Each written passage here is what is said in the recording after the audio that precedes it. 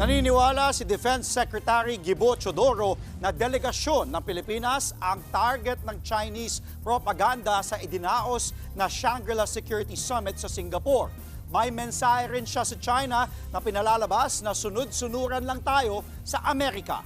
Nasa frontline ng balitang yan, si Reynel Pawid. To our Chinese interlocutors, thank you for the propaganda spills disguised as questions.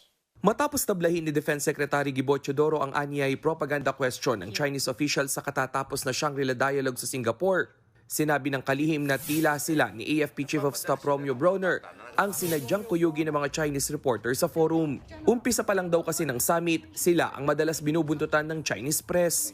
Kami lang ni General Brawner ang tinarget sa lahat ng mga delegado sa mahigit 60 countries. Pag may mga meeting ako, kasi sunod-sunod, sagaran talaga yung meeting at saka interview. So minsan sa lobby na lang. Hindi naman sila lumalapit, pero binivideo ko.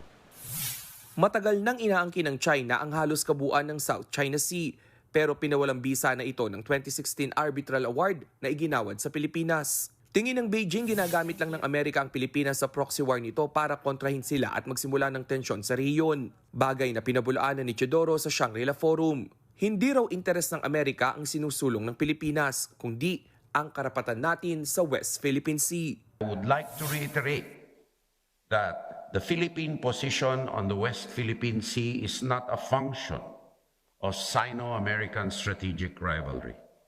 Instead, it is caused, no doubt, by the overreach of the Chinese Communist Party. Nagbabalita mula sa frontline, Reynel Pawid, News 5. Mga kapatid, Andre Felix po. Iba na ang may alam at may pakialam sa panahon ngayon. Para sa tuloy-tuloy na balitaan sa frontline kahit weekend, mag-follow at subscribe sa social media pages ng News 5.